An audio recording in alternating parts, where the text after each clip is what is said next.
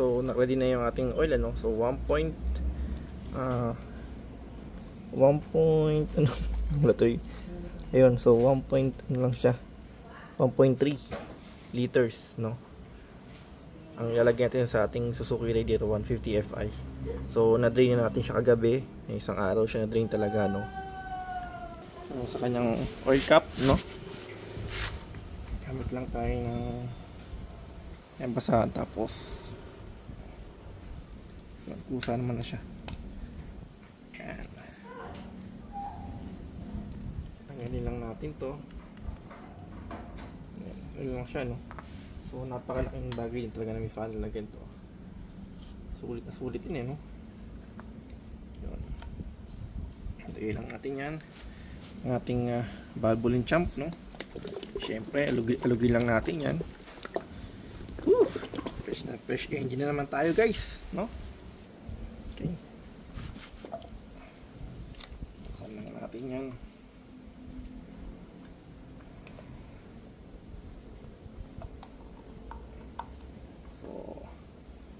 Valvoline po, no?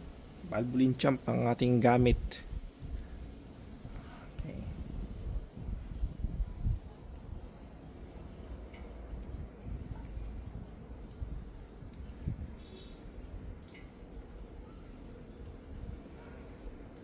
So, alagang Valvoline champ.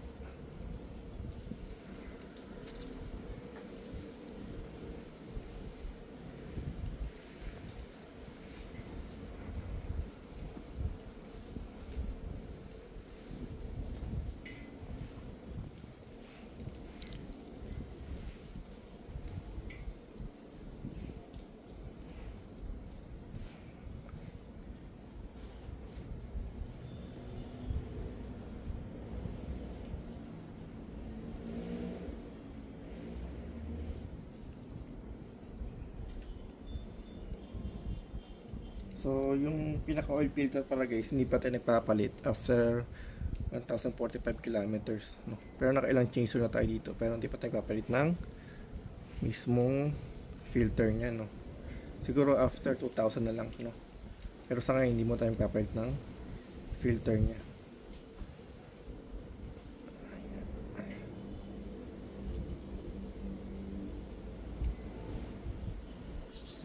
So, ito ayun.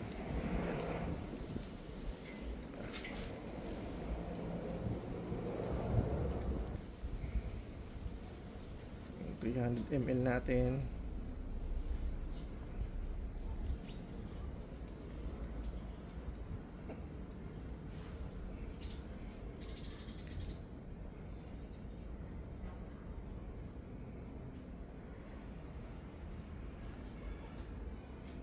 Ayan, fresh engine na naman siya, guys, no? Ang ganda na, nakapag-change ulit tayo ngayon, no? Inabot na siya. So again, wala po tayong filter pa na ginamit ngayon. So sa next change ulit natin after 1000. Siguro by June na siguro yun, ano? June o July na to. Okay, so yun. Ayos, oh. Yan, napakalaga ng bawat patak niyan. Bawat patak niyan, dagdag protection sa ating mga gears sa loob ng makina. Yun. Sulit na rin.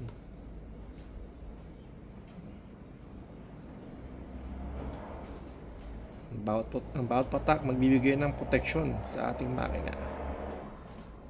Kaya napakalagang sulitin siya.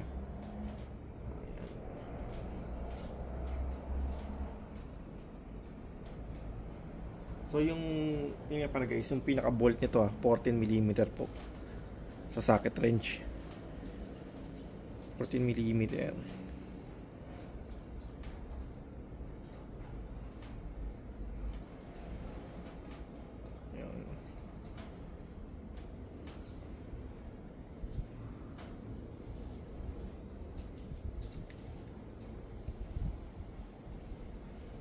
Nice na ayos, oh.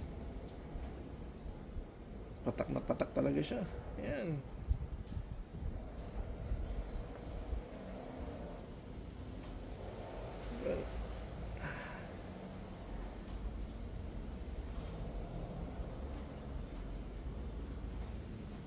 Okay na siguro yan.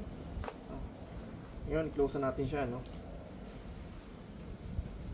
So, pagyan na lang din ulit yung ating plug na to. Ayan. So, yung ating panel. Napakalaking bagay guys, meron tayong ganyang kalaking panel. Ganyan kahaba pala. Sakto talaga, no? Kitang kita ang malinis na makina dito. Close lang din natin siya.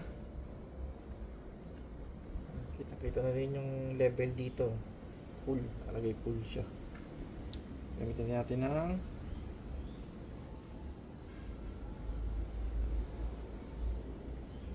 yan, kung ano yan. Close na yan. Yun, so ito yung ating naging change oil sa ating Raider R150 after 1,045 kilometers, no? Pogi na naman. So guys, thank you for watching po, no? See you on my next video po, no? So we're using the Valvoline oil. Okay.